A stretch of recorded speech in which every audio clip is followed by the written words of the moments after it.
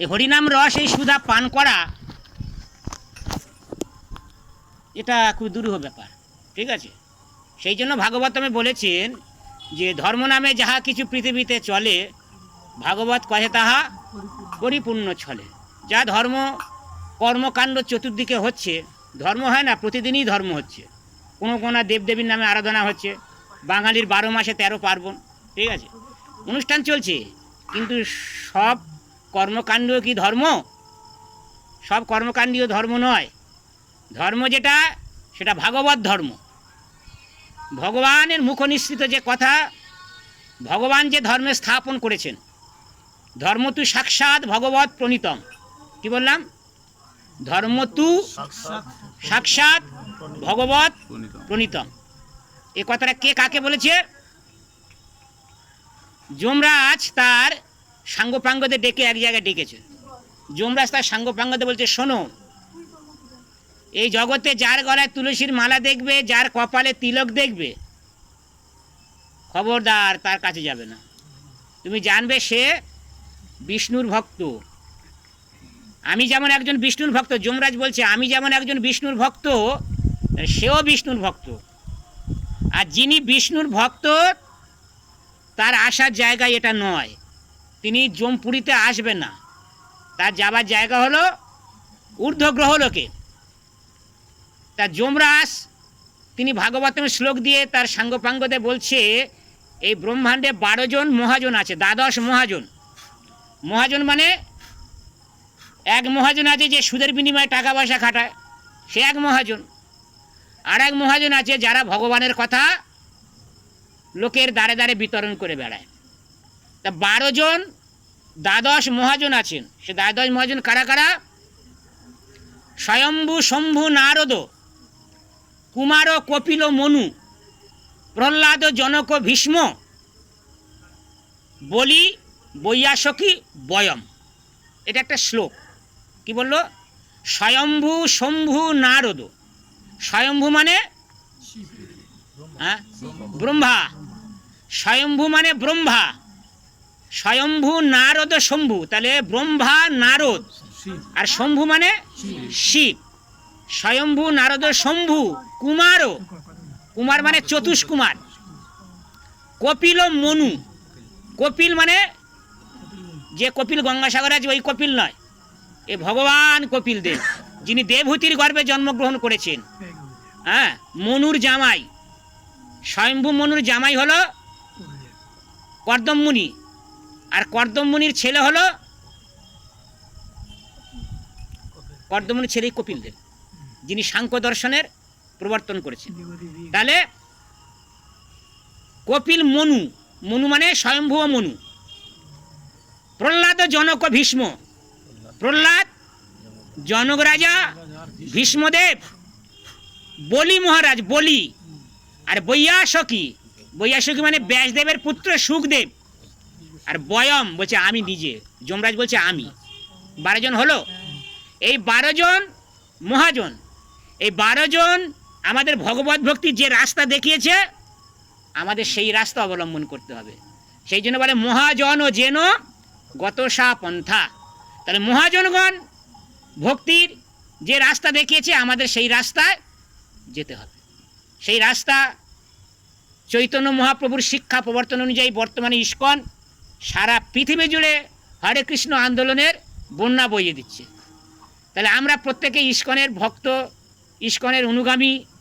তাহলে ইস্কন যে আমাদের সঠিক পথে পরিচালিত করছে সে বিষয়ে কোনো সন্দেহ নেই। যদি আমরা বিপদে পরিচালিত হই, সেটা আমাদের নিজেদের কর্মের জন্য বা নিজেদের বদভ্যাসের জন্য আমরা বিপদে পরিচালিত হতে পারি। তার জন্য ইস্কন কোনো দায়ী নয়, ইস্কন আমাদের সঠিক পথে নিয়ে যাচ্ছে। তাই সুতরাং এই মহাজনগণ যে ধর্মের স্থাপন করেছেন, সেই ধর্ম আমাদের হলো ভাগবত ধর্ম, ভগবান সম্বন্ধীয় যে ধর্ম। জড় বিষয় মানুষ যে ধর্ম পালন করে সেটাকে বলে বর্ণাশ্রম ধর্ম। অর্থাৎ যে যার বর্ণ অনুযায়ী যে ধর্ম পালন করা। ব্রাহ্মণ ব্রাহ্মণের ধর্ম পালন করে, ক্ষত্রিয় ক্ষত্রিয় ধর্ম পালন করে, বৈশ্য বৈশ্য ধর্ম পালন করে, শূদ্র শূদ্রের ধর্ম পালন করে। এটা এই সমাজে বর্ণাশ্রম ধর্ম, তাই না? তাহলে ব্রাহ্মণের ধর্ম কি?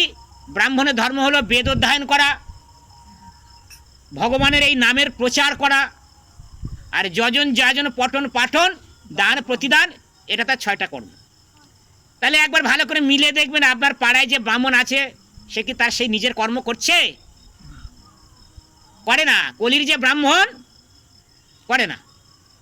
ইস্কন যে ব্রাহ্মণ তৈরি করছেন, পারমার্থিক কেন্দ্রগুলো যে ব্রাহ্মণ তৈরি করছেন পারমার্থিক শিক্ষিত করে, তারাই প্রকৃত ব্রাহ্মণের যে কর্ম সেটা করছে।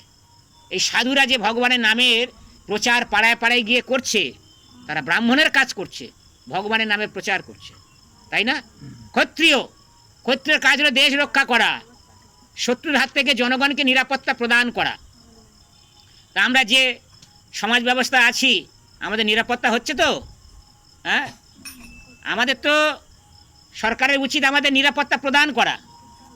নিরাপত্তা প্রদান করার পরিবর্তে আরও দেখা যাচ্ছে সবসময় ভয়েতে মানুষ কখন কি হয়ে যাবে, কখন আমাদের হরিবাসরে এসে কে না কি বলবে, কখন হরিবাসরটা বন্ধ করে দেবে, এই যে ভয়, এটা তো ক্ষত্রিয়র কাজ নয়।